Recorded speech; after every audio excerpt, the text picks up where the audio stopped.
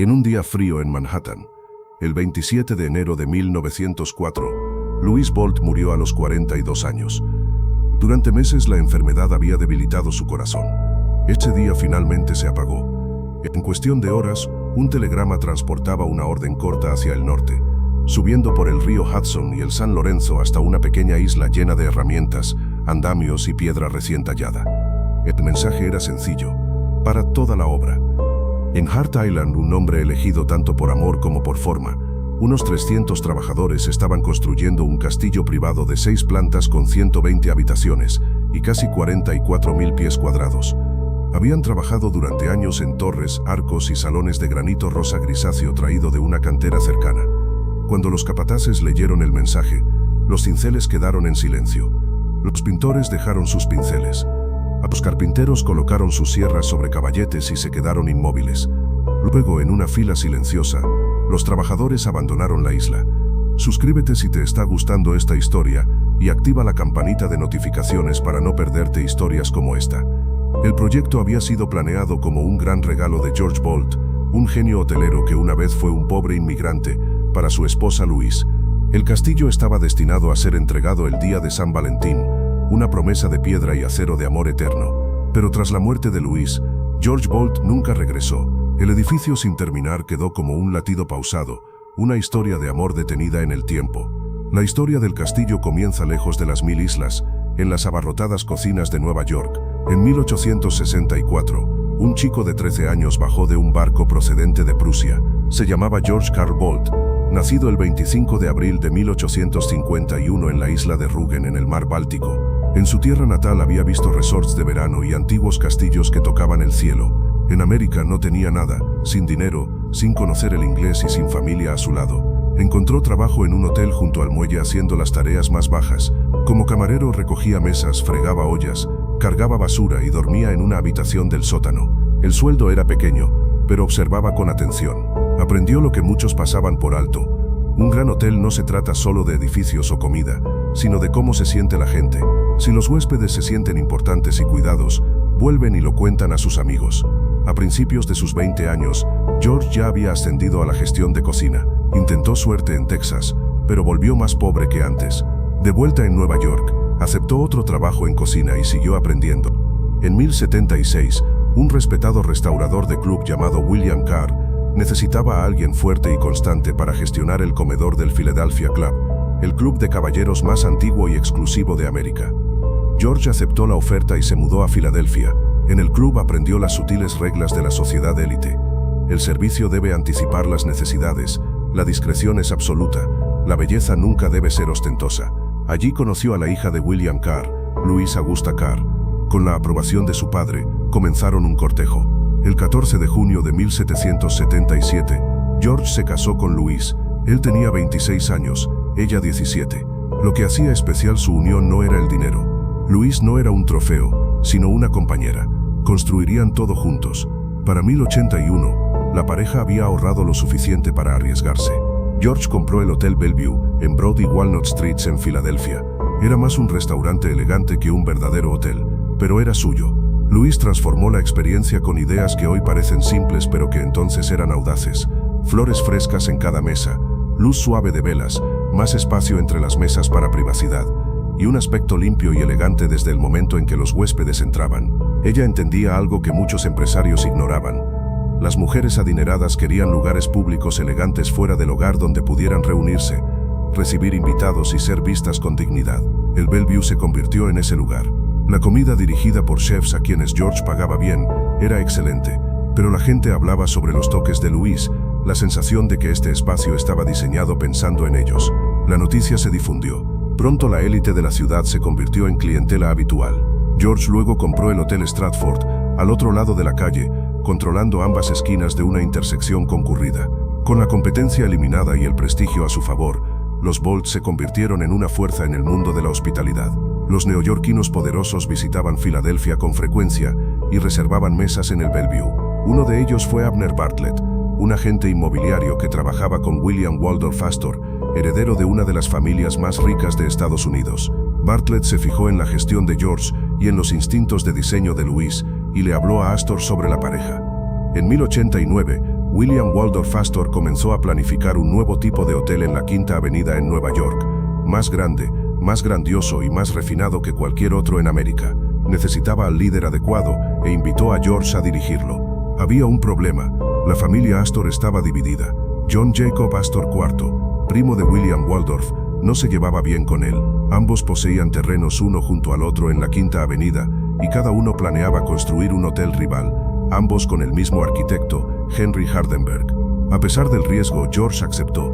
Tendría que recaudar $100,000 solo para amueblar el lugar. Confiaba en el gusto de Louis para hacer que el nuevo hotel se sintiera como un palacio privado más que como un negocio ruidoso. El Waldorf se inauguró el 13 de marzo de 1893 en medio de una crisis económica nacional. El estrés casi quebró a George, pero perseveró. El Waldorf ofrecía una calma exclusiva para quienes podían permitírsela. En tiempos difíciles, los muy ricos suelen gastar más para demostrar que siguen intactos. El hotel tuvo éxito. En 1897 se inauguró el Astoria de John Jacob Astor IV justo al lado. George logró algo que pocos podrían haber conseguido. Convenció a ambos primos para fusionar sus operaciones. Un pasillo unió los dos edificios, y el Waldorf Astoria nació, convirtiéndose en el hotel más grande del mundo con más de 1,600 habitaciones. Rápidamente se volvió el lugar preferido para presidentes, magnates, bodas y negocios. En todas partes se notaba la influencia sutil de Louis. Ella insistía en flores frescas cada día, una iluminación suave que favorecía los rostros, habitaciones elegantes pero acogedoras, y políticas que respetaban a las mujeres como huéspedes iguales. Eliminó las entradas separadas para damas y permitió que las mujeres entraran por las puertas principales, pequeños cambios que enviaban grandes mensajes. El hotel también impulsó innovaciones que hoy son estándar. Servicio a la habitación, platos famosos creados por Oscar Chirky, conocido como Oscar del Waldorf, y salsas y ensaladas que se difundieron por todo el país. El New York Times escribiría más tarde que George fue más responsable que nadie de la creación del hotel americano moderno. Para finales de la década de 90, era uno de los empleados mejor pagados del país y también tenía contratos de arrendamiento lucrativos. Las estimaciones de su fortuna oscilaban entre 15 y 25 millones de dólares, equivalentes a cientos de millones en dinero actual. Los Bolt vivían en suites en el Waldorf Astoria, enviaron a George Jr. a Cornell y a Clover a la Spence School. Habían ascendido desde las cocinas de los sótanos hasta la cima de la sociedad estadounidense. Incluso con éxito, la vida dentro de un hotel famoso resultaba agotadora. Siempre activo, siempre arreglando, juzgando, eligiendo y presentando. George recordaba las islas y castillos tranquilos de su infancia. Louis quería un lugar privado que fuera realmente suyo. En el verano de 1895, visitaron las 1000 Islas, una zona con más de 1,800 islas a lo largo del río San Lorenzo, donde familias adineradas construían casas de verano en terrenos privados rodeados de agua. A diferencia de la teatral vida social de Newport, las 1000 Islas se sentían íntimas. Las familias podían navegar, pescar, hacer picnics y leer sin público. Los Bolt buscaron islas a la venta. Muchas ya estaban ocupadas. Entonces oyeron hablar de Hart Island, de unas 5 acres cerca de Alexandria Bay, con una cabaña construida por el congresista Ike Hart. La propiedad acababa de cambiar de manos, pero en pocos días, Louis la compró. Una vez firmados los papeles, George cambió la ortografía a Hart Island. Incluso hizo que la orilla se remodelara para que, vista desde arriba, pareciera un corazón de San Valentín. Pasaban los veranos allí usando la casa original y añadiendo gradualmente mejoras. Mientras tanto, George compró más terrenos, especialmente en Wellesley Island, donde construyó una granja, un campo de golf, campos de polo, establos, pistas de tenis y casas de campo para amigos. Era un anfitrión alegre, pero Hart Island seguía siendo el lugar más especial, más íntimo, más cercano, más privado. Para 1999, la casa existente parecía demasiado pequeña. Los Bolt no querían solo más habitaciones, querían un verdadero hogar donde la familia pudiera reunirse cómodamente e invitar a huéspedes sin sentirse apretados. George tomó una decisión a la altura de su audacia y su corazón. Construiría un castillo, no solo una mansión llamada castillo, sino un diseño inspirado en las torres y fortalezas del Rin que recordaba de Prusia. Contrató a la firma de Filadelfia G. W. de Hewitt, los mismos arquitectos que diseñarían su enorme hotel Bellevue Stratford en Filadelfia. La instrucción era clara: diseñar el castillo privado más grandioso de América. Louis revisó los planos y aportó su fuerte visión en diseños, iluminación y acabados. El objetivo no era una pieza de exhibición para desconocidos, sino una casa familiar funcional, con belleza y fortaleza. El plan contemplaba un edificio principal de 6 plantas con múltiples torres, 120 habitaciones y una base de unos 170 por 160 pies. El exterior se construiría con granito rosáceo extraído de la cercana Oak Island, que George también compró para el proyecto. El presupuesto se fijó en $2.500.000, equivalente a más de 80 millones en valor actual. George eligió el día de San Valentín de 1905 como fecha simbólica para revelar la casa terminada a Louis. El castillo principal era solo parte del plan. George concibió una finca completa, una casa de botes en Wellesley Island, lo suficientemente alta y larga para albergar grandes embarcaciones, una central eléctrica en Hart Island disfrazada como torre medieval, la Ulster Tower, una casa de huéspedes inspirada en una torre defensiva alemana con bolera, sala de billar y biblioteca, un arco de entrada al agua con puente levadizo y jardines italianos con piscinas, estatuas y un estanque para cisnes. El trabajo avanzaba de primavera a otoño cada año, ya que los inviernos en el río eran demasiado duros. Se contrataron 300 trabajadores. La casa existente de 30 habitaciones estaba en el sitio donde debía levantarse el castillo principal, así que los trabajadores la desarmaron durante el invierno cuando el río San Lorenzo se congelaba, transportaron las piezas a través del hielo hasta Wellesley Island y la reconstruyeron. Para finales de 1900, los edificios auxiliares habían avanzado notablemente. La casa de botes se elevaba a más de 50 pies de altura y 160 pies de longitud. La base de la central eléctrica estaba colocada y sus muros redondos comenzaban a elevarse. La Ulster Tower alcanzaba sus 90 pies de altura, intencionadamente torcida e inclinada por fuera, pero alegre y moderna por dentro. Para 1081, Louise comenzó a sentirse inusualmente cansada y con falta de aire. Al principio lo ignoró. El Waldorf Astoria seguía exigiendo decisiones y Hart Island la necesitaba. Pero los médicos finalmente revelaron la verdad en 1902. Padecía tuberculosis o posiblemente enfermedad cardíaca. Incluso enferma, Louise seguía involucrada. Los trabajadores construyeron rampas temporales para que pudiera llegar a los pisos superiores sin tener que subir escaleras. Revisaba azulejos, papeles pintados y lámparas desde sillas colocadas cerca de las ventanas. Elegía telas y estilos de muebles, a menudo a partir de catálogos y muestras llevadas a su lecho. George impulsó el trabajo. Para finales de 1903, la mayoría de los interiores estaban muy avanzados. Los jardines fueron plantados, se estaban probando los sistemas. El último gran esfuerzo se prolongaría hasta 1904, y luego el 14 de febrero de 1905, guiaría a Louise por un hogar terminado. Pero en enero de 1904, sus fuerzas se desvanecieron. El 7 de enero, Louise Augusta Carr-Boldt falleció en Manhattan.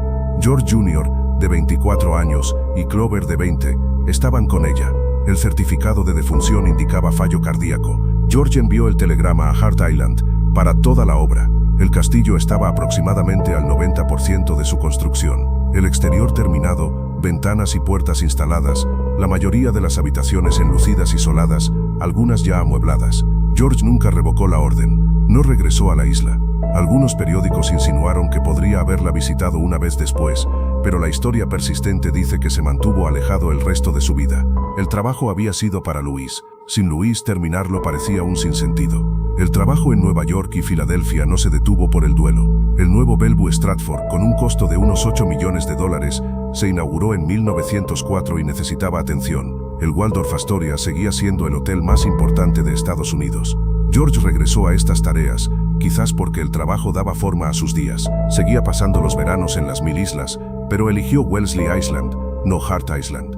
Podía ver el castillo al otro lado del agua, pero decidió no pisar su orilla. Continuó ayudando a jóvenes a pagar la universidad. Las fuentes dicen que a decenas, quizás más de 75 a lo largo de su vida. Apoyó causas benéficas que Louise había amado. Hablaba poco sobre el castillo. El 5 de diciembre de 1916, George Boldt falleció de un infarto en su suite del Waldorf. Tenía 65 años. Su funeral detuvo el tráfico en la Quinta Avenida. The New York Times lo elogió como el hombre que moldeó el hotel moderno.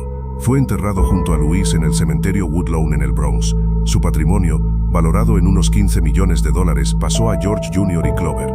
Con él llegaron Hart Island y el castillo que había construido para su madre. No era su sueño. En 1918, vendieron la isla. El comprador fue Edward John Noble de Gouverneur, Nueva York, propietario de Beach Nut y empresario que ayudó a hacer famosas las pastillas Lifesavers. Veía potencial en el misterio del castillo, pero no invirtió en terminarlo ni en proteger la propiedad. En su lugar permitió visitas libremente, a menudo sin cobrar entrada y con poca supervisión. Los inviernos duros agrietaron la piedra y deformaron la madera. El grafiti se extendió por el yeso. La gente arrancó las tuberías de cobre y el cableado para venderlos. Elementos metálicos decorativos y maderas talladas desaparecieron pieza a pieza. En 1039, fuegos artificiales incendiaron el techo de la central eléctrica. En 1442, durante la Segunda Guerra Mundial, Hart Island fue despojada de hierro y acero para el esfuerzo bélico, debilitando partes de la estructura. En las décadas de 50 y 60, Hart Island parecía una ruina romántica sacada de un cuento, hermosa desde lejos, destrozada de cerca. Las fotografías mostraban enredaderas saliendo de ventanas vacías y árboles creciendo donde debería haber muebles. Cuando Edward Noble murió en 1958, la Fundación E.J. Noble heredó la isla, pero hizo poco por salvarla. En los años 70, la fundación buscó a alguien que pudiera rescatarla. En 1077, la Autoridad de Puentes de las Mil Islas dio un paso adelante. El acuerdo era inusual. La fundación transferiría Hart Island por $1, si la autoridad del puente aceptaba que cada $1 de ingresos de visitantes se gastaría en restauración y mantenimiento, sin fondos gubernamentales. El sitio tenía que mantenerse por sí mismo. Los nuevos propietarios se enfrentaron a una dura realidad. 73 años de clima y vandalismo habían causado un daño profundo. Se necesitarían 15 millones solo para estabilizar y comenzar la restauración. Aún así firmaron. Era hora de salvar el castillo, reabriéndolo como un trabajo en progreso. Durante el invierno de 1977 a 1978, las cuadrillas aseguraron la isla, reforzando muros débiles, tapando goteras urgentes y vallando zonas peligrosas. En la primavera de 1978, Hart Island reabrió, no como una atracción pulida, sino como una honesta. Los visitantes veían los daños y las reparaciones simultáneamente. El público respondió con curiosidad y cuidado.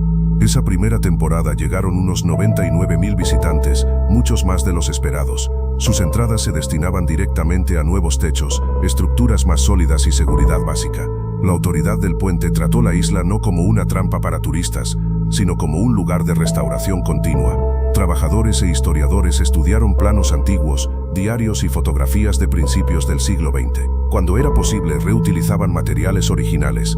Cuando algo se había deteriorado más allá de toda reparación, lo copiaban exactamente. El primer objetivo fue la estabilidad, reparar techos, sellar goteras y mantener las paredes en pie.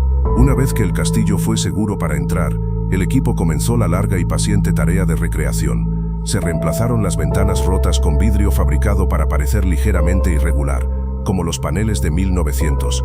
Se refundieron barandillas de hierro usando moldes tomados de fragmentos supervivientes. La central eléctrica, uno de los edificios más distintivos, había quedado negra y vacía tras el incendio de 1939. A principios de los años 80, los equipos reconstruyeron el techo, reforzaron la mampostería e instalaron un pequeño museo en su interior. Al otro lado del agua, en Wellesley Island, la casa de botes había soportado décadas de tormentas. Los restauradores eliminaron la podredumbre y reemplazaron las vigas manteniendo la forma original. Cuando el edificio reabrió, albergaba relucientes barcos de madera de principios del siglo XX, incluyendo el yate de George Bolt. Mientras los canteros trabajaban en el castillo, los paisajistas centraban su atención en los jardines de Luis. Usando fotografías antiguas como guía, replantaron la isla con tulipanes rosas y lilas. Repararon las fuentes y restauraron los escalones de piedra que bajan al río. Dentro del castillo, cada habitación presentaba un nuevo desafío. El gran salón, antes abierto al viento, fue restaurado primero. Los artesanos repararon la amplia escalera y recrearon las barandillas talladas. Los yeseros estudiaron muestras antiguas de pintura para descubrir los tonos originales. La biblioteca fue remodelada con paneles de madera oscura. El salón volvió a brillar bajo candelabros de cristal. Sin embargo, los pisos superiores quedaron prácticamente como se habían encontrado. Paredes desnudas, ladrillo expuesto y grafitis de décadas pasadas. Esta decisión fue intencionada. Los conservadores creían que dejar parte del castillo sin terminar contaba mejor la historia. A finales de los años 80, el castillo Bolt atraía visitantes de todo el mundo. Lo que había sido una ruina ahora se alzaba como un monumento viviente. Barcos turísticos traían visitantes tanto del lado americano como del canadiense del río. Las tiendas en Alexandria Bay prosperaban. A principios de los 2000, casi $30 millones habían sido reinvertidos en la isla, todo proveniente de las entradas de los visitantes tal como se había prometido. Sin fondos públicos, sin patrocinadores corporativos, solo personas conmovidas por la historia de George y Louise. Hoy Hart Island se ha convertido en uno de los destinos más románticos de Norteamérica. Cada verano, cientos de parejas eligen casarse allí. La ironía es conmovedora. Un lugar nacido del desamor ahora presencia casi a diario celebraciones de nuevos amores. El Castillo Bolt también funciona como un aula sin paredes. Grupos escolares visitan para aprender sobre arquitectura, ingeniería e historia social. Los estudiantes ven cómo un inmigrante como George Bolt pudo pasar de limpiar mesas a construir un imperio de hospitalidad. Aprenden que el éxito rara vez es sencillo, que la fortuna no puede proteger contra la pérdida, y que los sueños, incluso los inacabados, pueden inspirar generaciones. Lo más extraordinario del Castillo Bolt es que permanece intencionadamente incompleto. Esta elección le da una honestidad emocional poco común. Si se hubiera terminado exactamente como George planeó, simplemente sería otra gran finca. Pero la construcción detenida, los pisos superiores vacíos y las escaleras silenciosas recuerdan a los visitantes algo más profundo, que la vida puede cambiar sin previo aviso, y que incluso los corazones más ricos pueden romperse. Cada persona que visita la isla experimenta el mismo silencio que una vez llenó la vida de George tras la muerte de Louise. Las paredes inacabadas dicen lo que las palabras no pueden. El amor es poderoso, pero no siempre tiene un final feliz. Sin embargo, incluso el amor inacabado puede dejar atrás belleza. Cuando los visitantes se marchan, llevan más que fotografías. Llevan un entendimiento sencillo que cambia su forma de ver sus propias vidas. Notan cómo cae la luz en su cocina y piensan en Louise. Ven a un camarero trabajador y piensan en George empezando como camarero. Pasan por un edificio antiguo abandonado, piensan alguien debería salvarlo porque es posible. La gente suele girarse para echar un último vistazo desde el barco. El castillo parece más pequeño a la distancia, pero de alguna manera se siente más grande en significado. Ya no es solo un conjunto de torres y ventanas, sino una historia sobre trabajo, belleza, dolor y cuidado. Es la prueba de que un regalo destinado a una persona puede convertirse en un regalo para muchos sin perder su corazón. El motor zumba, la estela se extiende, la isla se aleja, pero la lección permanece.